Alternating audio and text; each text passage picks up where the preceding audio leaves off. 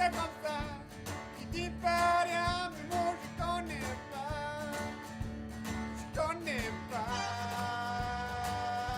Oh, je connais pas.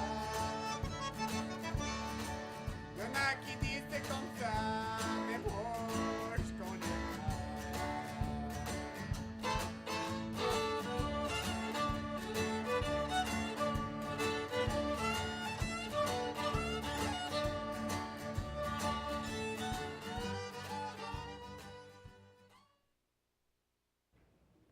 Bonjour et bienvenue à Ci et Ça, notre programme où on visite avec les gens de la communauté en français. Aujourd'hui, on a le plaisir de visiter avec M. Randy Ménard. Bonjour, Meg. Ça va? Bienvenue. Merci pour l'invitation. Et en fait, c'est notre premier programme de 2017. Oui. Est-ce que tu as fait des choses pour le Nouvel An ou pour les fêtes avant? Non, j'ai pas fait grand-chose. D'habitude, on passe la journée chez les parents. Hein, mais à cette heure, maintenant, ma mère est déplacée parce que l'eau est haute. Et moi, je suis toujours pas dans ma maison parce que j'ai vu de l'eau dans la maison aussi. Ça fait aller chez un de mes frères et j'ai été visiter avec pour quelques heures. Mais pour moi, les fêtes cette année, c'était pas comme les fêtes. Hein. Oui. Yeah. Alors, pour l'eau haute, c'était très mauvais là, pour toi et ta mère? Pour moi, j'ai eu que 4 pouces et demi dans la maison, mais toujours 4 pouces, il faut que tu coupes toujours le mur, hein, comme Oui. tu fais toujours le travail. Ma mère avait plus qu'un pied et elle a perdu la maison et tout ce butin. Et c'est où la maison? Elle restait dans le sud de la paroisse de Lafayette, sur Savoy Road, 1 mille sud de chemin d'aller à Milton ou à Rouville, comme disent les Belges, la 92, la 82. 92, hein? Oui, c'est ça. OK. Et est-ce que, quand ça s'est arrivé, est-ce qu'il y avait comme...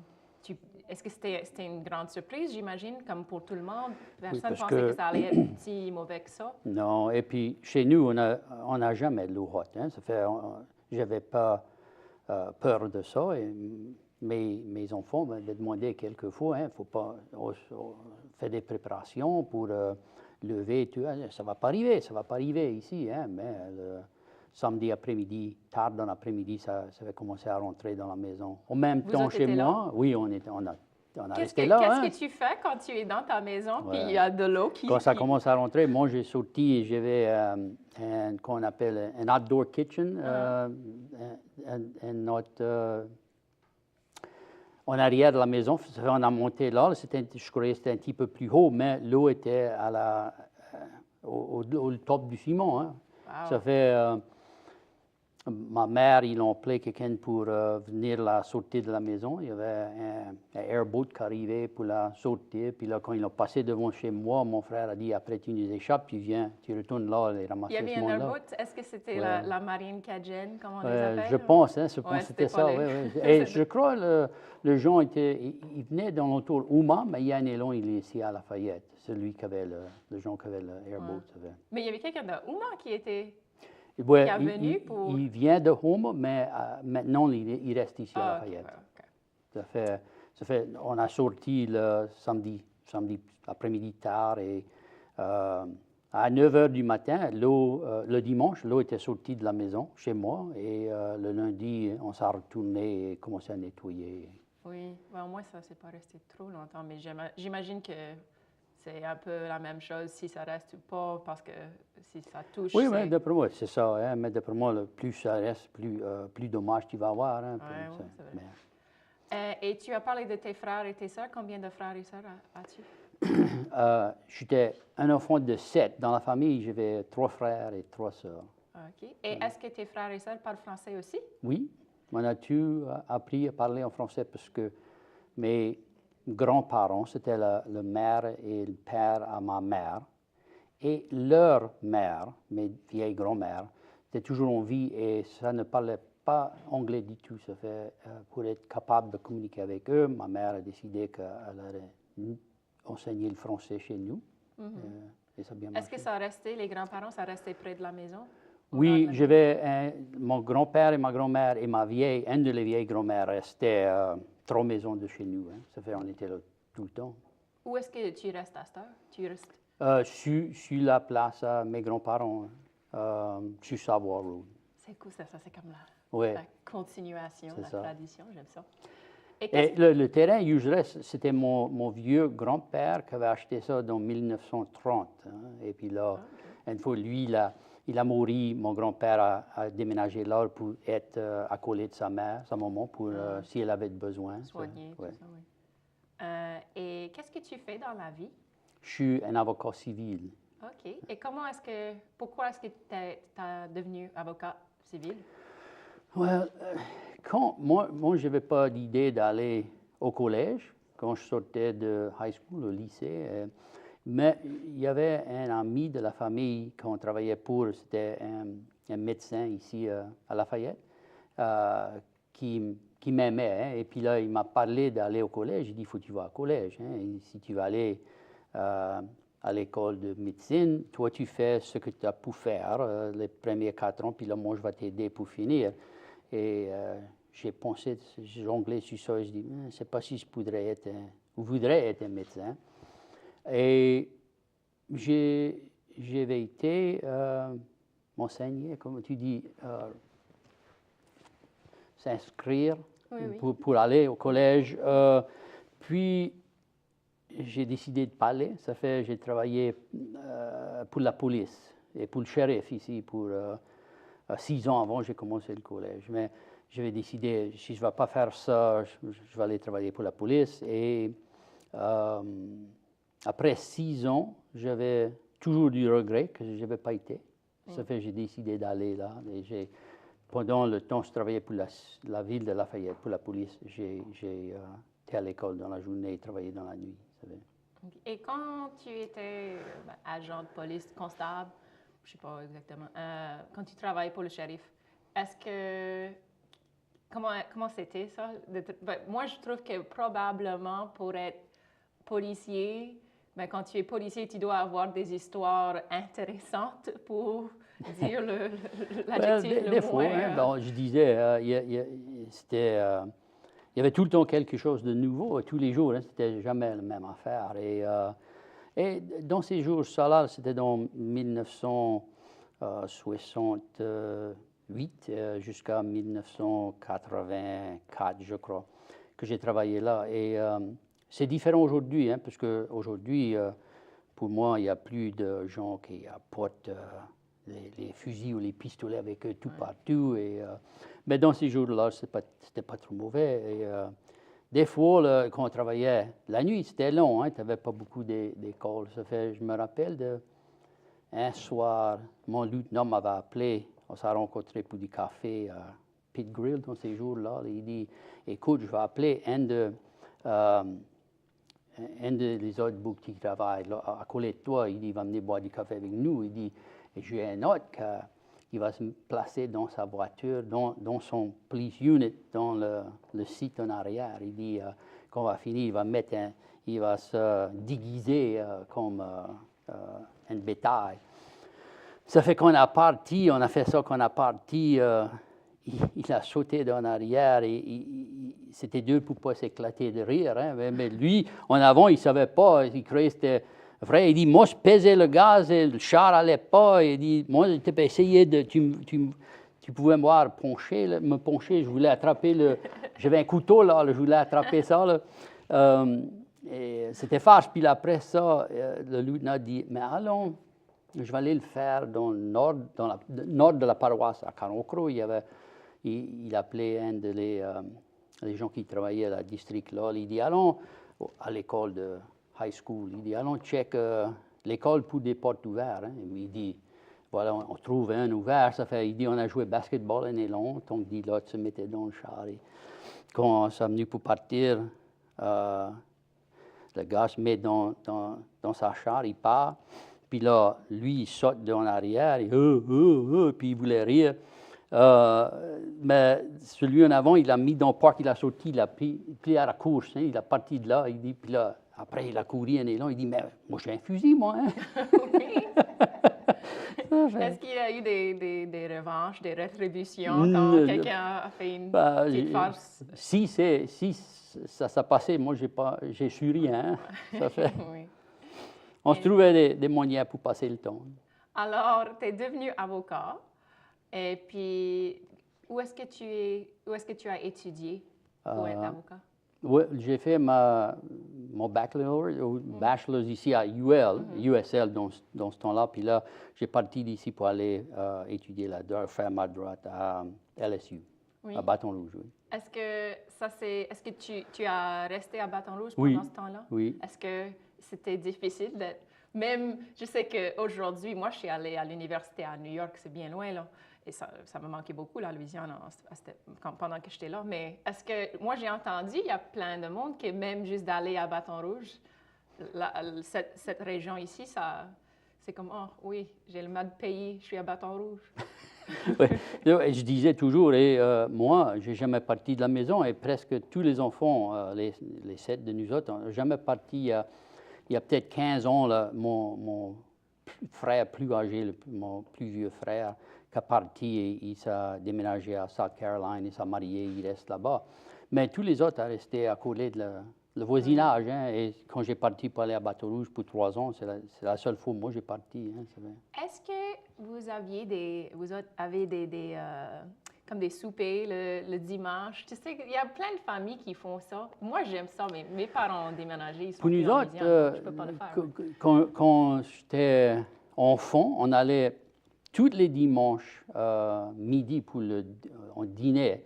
On appelait ça, c'était le dîner, mais ma famille, on déjeunait à 6h ou 7h du matin, on dînait à 10h30, 11h, puis là, on soupait autour de 5h.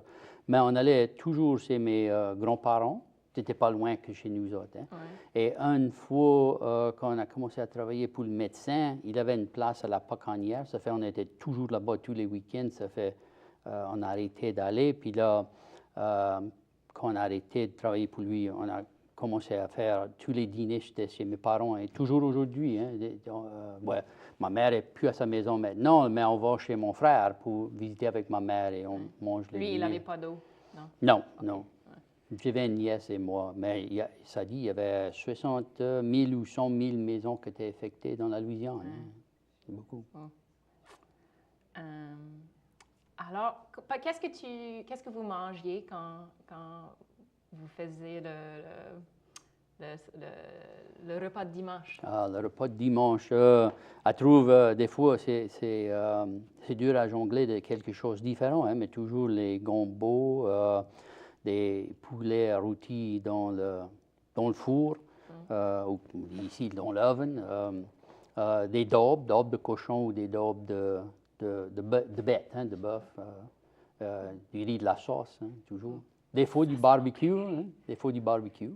Oui. Ça selon le ton, hein. Oui, ouais. Oui, c'est vrai. OK. Est-ce que tu as resté ailleurs dans le monde à un certain point ou c'était juste ici puis à Bâton Rouge pour l'école? Entre Rouville et Milton et Bâton Rouge, c'est tout. Hein. Et puis, est-ce que tu as visité d'autres coins du monde? Oui, j'ai eu de la chance de voyager un petit peu. J'ai été en France, d'après moi, presque une dizaine de fois, et à la Belgique 2 fois, je crois, et à Canada. J'ai été à Portugal une fois pour une conférence. Mais c'était, quand j'ai commencé, d'après moi, c'était le dernier terme que j'étais membre de conseil, élu membre de conseil ici à la ville de Lafayette. C'était pour la paroisse d'eau. Hein. Et on a des villes qui jumelaient avec Lafayette. Ça fait de temps en temps, eux, ils vont venir ou nous autres, on allait visiter pour des conférences ou quelque chose comme ça. Et depuis ça, j'étais élu comme membre de conseil, l'administration de Louisiane-Acadie. Et pour ça, on voyage un petit peu aussi, soit au Canada ou en France. Est-ce que tu peux expliquer un peu ce que c'est Louisiane-Acadie? Louisiane-Acadie, c'est une entité qui sont mis ensemble pour être la voix pour les Acadiens autour ici, pour donner une voix pour développer les relations avec les Acadiens dans tout le monde, dans France, Canada. OK. Et alors, tu as visité le Canada, j'imagine, pour Louisiane-Acadie, et Ouais, puis tu c'est as ça. visité la France et la Belgique pour voir les villes jumelées et tout ça? Oui, Avec et le aussi Conseil de la ville? en France aussi pour le Louisiane-Acadie, quand il y a quelque chose, il y a beaucoup des amis dans l'entité là-bas là, de France-Louisiane, on travaille ensemble beaucoup et ça fait soit ça ou faire des promotions pour le JRE, le Grand Réveil acadien que Louisiane-Acadie organise, hein, Oui, c'est tous les 5 ans? tous les 5 ans. Oui. Oui. Et la dernière fois, c'était 2014 ou 2015, parce que 2015. 14 c'était le CMA, hein, le le Congrès Congrès mondial au oui, Canada. c'est ça. Oui. Quand tu as visité l'Europe ou le Canada, est-ce qu'il y avait un lieu, un endroit ou un site historique ou même un bar ou un café ou quelque chose qui t'a beaucoup plu, qui t'a semblé comme « Oh, j'aime bien ce coin ici ». Well, oui, quand la première fois j'ai visité Grand Pré et visité Grand Pré, puis là j'ai été visiter autour de quoi c'était eu la maison 7 était dans les 1600 au Canada. Port-Royal, oui, Port-Royal. Les deux ma mère c'est une duo. Sa mère, c'est une Benoît et la mère à sa maman, c'est une Bro et une Boudreau. Ça fait tous les Acadiens. Ça fait et ils pas mal étaient tout acadien, autour ça. de Port-Royal. Hein, ça m'a bien touché. Hein, Oui. Ouais. Est-ce que tu... Et j'ai parti de là, j'étais en guerre avec les Anglais. Hein, Ah oui? Tu ressentais oui. la fureur. Oui, ça arrive des fois. Est-ce que tu as des projets en ce moment qui t'intéressent beaucoup? Qu'est-ce que tu fais avec ton temps libre en ce moment? Maintenant, c'est pour reconstruire la maison ou finir avec ça. Hein, mais je fais beaucoup de cuisine. J'aime cuisiner. S'il y a des événements, il y a du monde qui demande pour des jambalaya ou du gombo, j'aime faire ça. J'ai une chaudière, une vieille chaudière noire qui est 20 gallons, ça fait tu peux cuire pour 200 personnes, du jambalaya pour 200 personnes. Ça fait. J'aime faire ça et aussi j'aimerais apprendre à jouer l'accordéon. Ça fait maintenant, ou à cette heure, je peux prendre des leçons avec Chad Yuval de Pombro. Ah, OK. Et tu as un accordéon à la maison? J'en ai deux, parce que j'en ai acheté un en 1997. Et j'ai essayé d'apprendre moi-même et il ne jouait pas bien. Ça fait que je m'en achetais un autre. Et lui, il ne joue pas bien non plus. Hein, oui. Moi, j'ai ce problème aussi avec les instruments. Ça ne sonne pas comme les Huval ou les Savoie comme moi je joue. Pas du tout. Je ne sais hein? pas ce qui est le problème, non. Mais... alors, toi, tu es pas mal arrondi comme Louisianais, Cajun. Là, tu fais la cuisine, tu joues la musique. Est-ce que tu vas à la chasse ou à la pêche? J'aime pêcher, mais je fais pas beaucoup de temps pour aller. Mais habitude, je n'ai pas été du tout cette année, mais 2 ou 3 fois par an, j'aime aller. Et pas loin, maintenant, j'aime aller au baie 20 millions pour pêcher les speckled trout ou les poissons rouges. La chasse, la première fois que j'ai chassé les chevreuils, je n'ai tué un et puis là, il a crevé dans mes pieds, là, a beuglé. Et ça m'avait brisé ou cassé le cœur. Ça fait, je dis, moi, j'ai fini avec ça, je ne veux plus chasser les chevreuils. Mais ça goûte tellement bien. Oui, mais c'est ça la famille. Moi aussi, j'ai un cœur un peu comme... Si j'avais vu ça, moi aussi, je serais un peu comme, oh non, je ne peux pas faire ça. Mais en même temps, je vais continuer à le manger, ce qui n'est pas bon. Je dois être capable de... C'est comme la viande de bête ou les cochons, hein, parce qu'on ne les tue pas nous-mêmes. Mais dans les jours quand j'étais enfant, on levait on avait les poules pour les œufs. Mon grand-père avait 2 vaches, on avait le lait, et puis là, on levait les cochons aussi, et puis on faisait boucherie nous-mêmes. Hein. Mais quand j'ai venu plus vieux, j'avais dit à mon père, je dis, gars, moi, je vais t'aider, mais moi, je ne vais pas aller tenir le cochon, puis tu le coupes avec le couteau et l'égorger, et attendre ça, crier. Après, il est crevé, moi, je vais aller t'aider, mais moi, je ne vais pas le tenir, hein, parce que j'avais fait ça pour des années. Hein, Est-ce que, parce que ben, c'était comme des animaux qui habitaient là, sur la ferme, quoi. Est-ce qu'il y avait des animaux qui sont devenus un peu comme des pets, un peu comme, ouais. Oh non, pas Bobo! Les cochons, on savait mieux que ça, hein, parce que ça restait dans un petit parc dans le coin, on est donné à manger, laver le parc, et les poules. Les poules, on n'allait jamais jouer avec les poules, c'est juste les donner, les nourrir. Ça fait, non, dans ces jours, ça, non. Hein. Mais aujourd'hui, Maman m'a raconté une histoire, là, une fois qu'ils avaient des oies, comme des oies. Puis un jour, les oies n'étaient plus là. Et puis mes grands-parents ont dit, oh non, on ne pouvait pas les garder. On ne pouvait pas les garder, tu sais, ça arrive des fois, on ne peut pas garder tous les animaux. Et puis, comme une semaine après, c'était Pâques. Et puis, ils ont mangé de oies.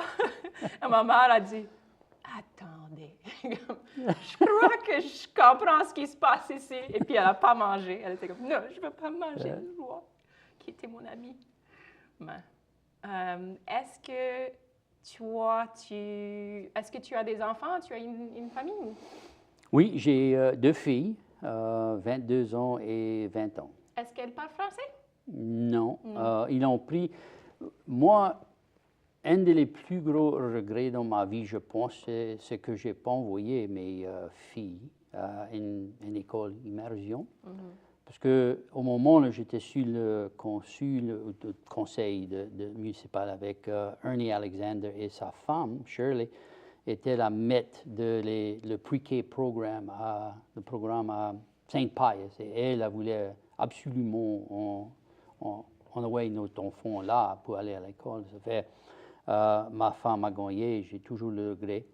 Et il y a eu aussi, quand ils sont nés, ils étaient petits enfants, j'ai jamais parlé en français avec eux parce que à moi-même, mon idée, je dis, si moi et ma femme, on ne parle pas, parce qu'elle ne parle pas le français, c'est une fontaneau, elle comprend, et elle peut lire, et elle peut parler si elle essaye, mais elle n'a jamais pratiqué, elle ne veut pas.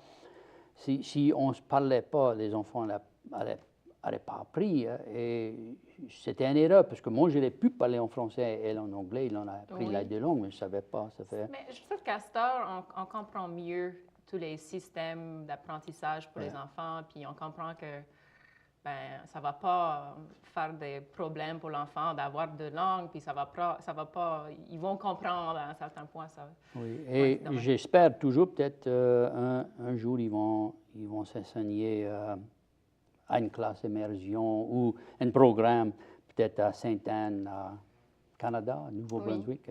Et ils ont l'intérêt les 2, ça fait peut-être un jour, ça va arriver. Ça fait. Ils l'ont pris à lycée, et ils l'ont pris assez pour avoir des crédits quand ils ont été au collège aussi. Ça fait. Ils ont pris quelque chose. Oui. Est-ce qu'ils ont demandé de l'aide comme « Hey, papa, c'est quoi le mot pour un petit peu, parce que des fois, leurs maîtresses demandaient OK, oui, donner des devoirs. Va et tu parles avec tes parents et tu me donnes 3 mots que ça parle ici, les Cadiens, qui est différent. Hein, mais oui, ils ont demandé d'aide aussi. Ça fait. Bon, est-ce que tu as de la famille, est-ce que tu as rencontré des autres membres de ta famille en Acadie ou en France qui avaient comme le nom Ménard ou Brault? Ou... Non, et Ménard, ce n'est pas acadien, c'est français. Le premier Ménard qui a parti de la région de Cognac, je crois que ça s'appelle Jonzac, directement à la Nouvelle-Orléans. Dans 1719, il avait 15 ans. Et je n'ai pas encore visité la région, mais j'ai rencontré un Ménard là-bas. Ça fait, j'aimerais un jour visiter la région. Mais quand j'étais à Grand Pré, il y avait ça sortait de découvert un abueto et j'étais pour l'examiner. Il y avait un boudreau là, de Canada. Et on s'est parlé un petit peu, et les deux, tous les Boudreaux, ça vient de Michel Boudreau. C'était dans l'ancêtre commune dans les deux. C'est génial. Ben, merci d'être venu. Ça, c'est à peu près tout le temps qu'on a aujourd'hui, mais on a parlé un peu du passé, un peu du présent avec l'Ohot, un peu de l'avenir avec tes filles. Et j'espère qu'on peut peut-être t'avoir encore une fois plus tard. Bien sûr, si tu t'appelles. Hein, merci. Et merci à vous autres d'être venus et de nous avoir regardés et écoutés. Et à la prochaine.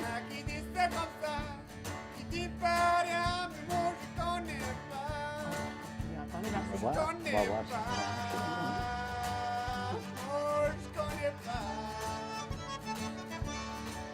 Y'en a qui disent c'est comme ça.